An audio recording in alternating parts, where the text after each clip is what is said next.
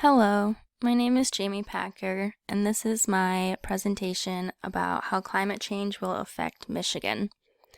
Climate change is the changing of weather patterns that we are seeing today. Some effects may be natural, while others are due to human error, such as the burning of fossil fuels.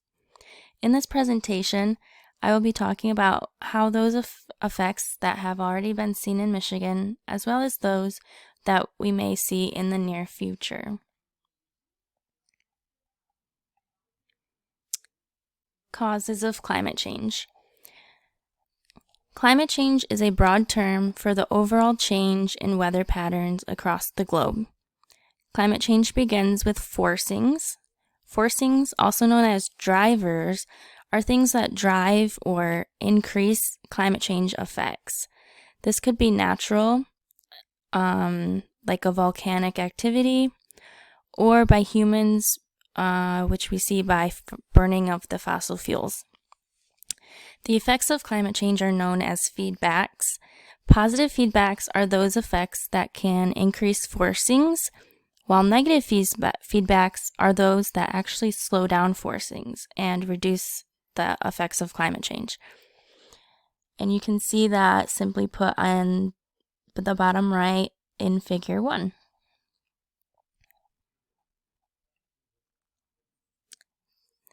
The historical climate of Michigan. The Paleocene epoch time period ranges from 66 to 56 million years ago, and at this time, Michigan was under a subtropical ocean. Coral reefs thrived and now formed a thick layer of limestone over 100 feet beneath the surface today. The salt that was left behind is still being mined today, and the fossils of these corals and other sea life are still found to this day. The state stone is actually a Petoskey stone, which was a popular type of coral from this time period, and you can see that on figure 2, an example of a Petoskey stone. Some more about the historical climate. The Great Lakes formed nearly 20,000 years ago as the glaciers started to melt and retreat. As the large glaciers moved, they slowly gouged basins, which were then filled with the melting water to form the lakes that we know today. Their shape settled around 3,000 years ago into the Great Lakes, and the 5 lakes hold 90% of the United States freshwater and 20% of the Earth's freshwater.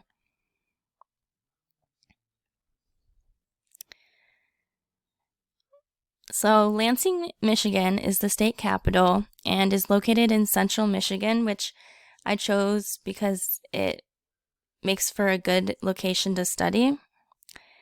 Over the last 100+ years, the data shows a gradual increase in average temperatures. Since 1900, the Midwest has been getting warmer with more precipitation. This increases the chances of heat and water-related illnesses.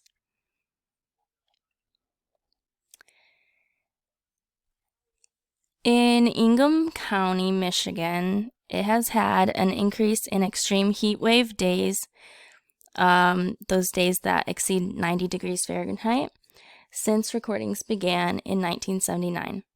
This can cause health concerns such as asthma and exhaustion, especially when this area is well known for farmers who have to work outside all day. Ingham County, Michigan has also had a slight increase of precipitation since 1979. This can lead to flooding and an increase in waterborne illnesses.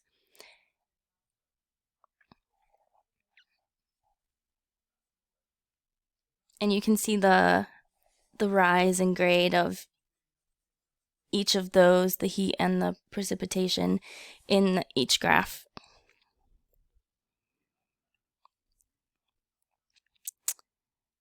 So, how climate change can affect Michigan's natural resources. As precipitation increases and risks of floods grow, it is possible that new invasive species will make it into the Great Lakes. One specific species that the Midwest has been fighting against for years is the Asian carp. Scientists have been successful in this feat with dams and electric fences, especially in Chicago. If water levels rise, however, they may not be so successful. Asian carp would have devastating effects on resources and ultimately other natural wildlife as well. And because the Asian carp has not made it into the Great Lakes yet, I've included a graph about how many Asian carp have been harvested in Kentucky waters, which is a nearby state.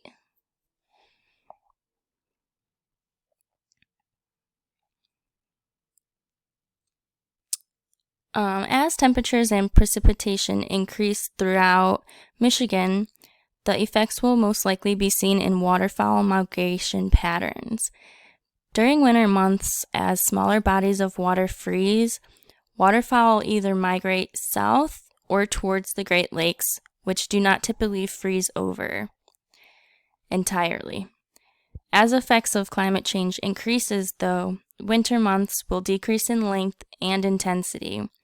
Smaller bodies of water will tend to not freeze over, allowing the waterfowl to stay in Michigan year-round, as well as be found more dispersed throughout the state.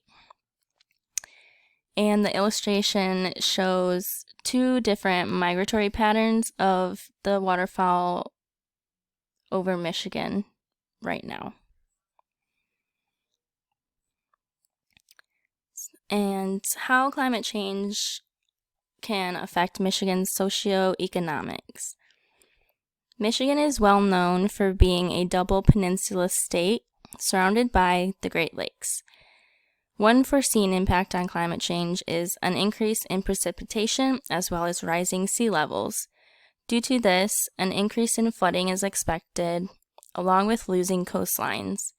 Scientists believe within the next few decades, the Great Lakes could raise an upwards of 17 inches.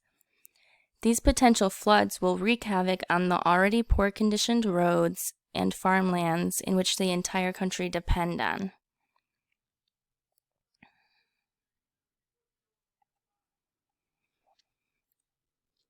Michigan's location causes it to be affected by 4 seasons, and being surrounded by large bodies of water cause lake effect storms. As climate change increases, those storms are expected to increase in intensity and frequency. Both summer and winter months will wreak havoc on infrastructure with strong winds and hail, and increase the possibilities of tornadoes as well, as the warmer winds from the south mix with the cold winds from the north. And I provided a photograph about how big these waves can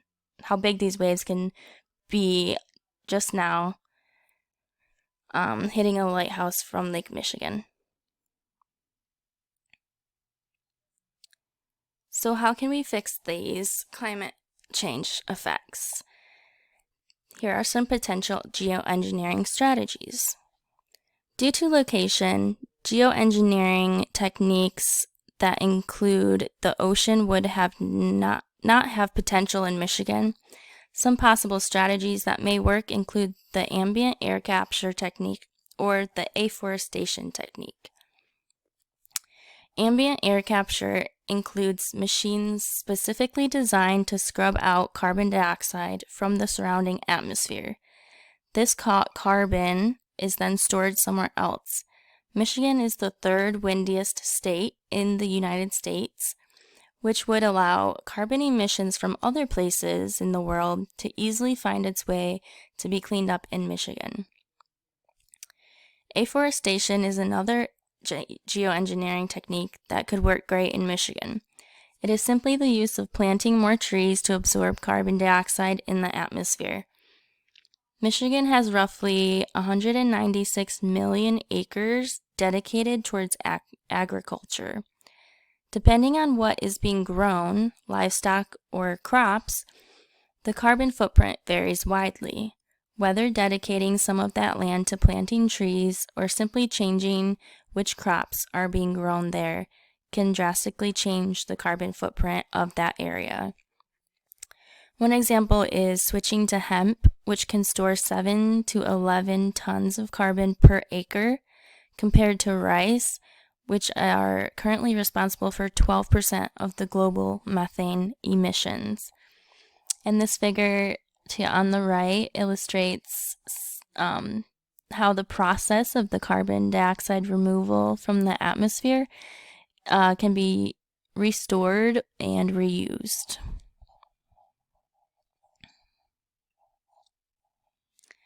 Here are my predictions for Michigan. Reports for how bad climate change will affect Michigan range widely, as with anywhere. We can only use the knowledge and data we already have to theorize and make predictions for the future.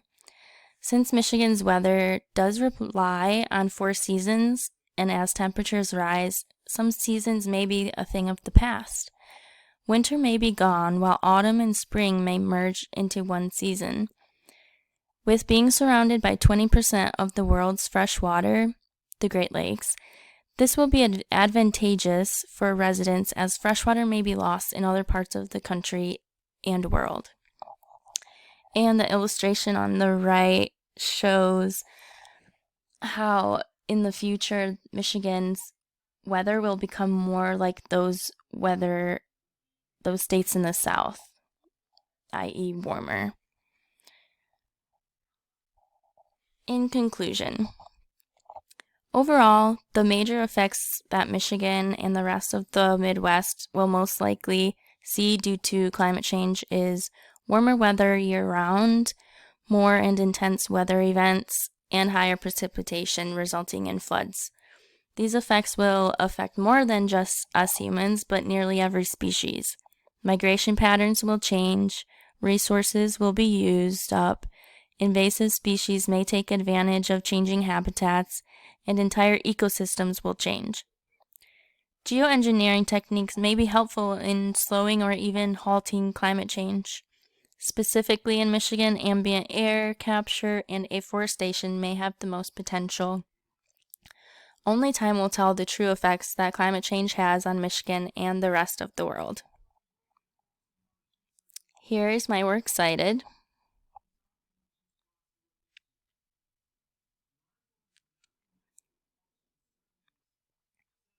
And that is my presentation on climate change in Michigan. Thank you for listening.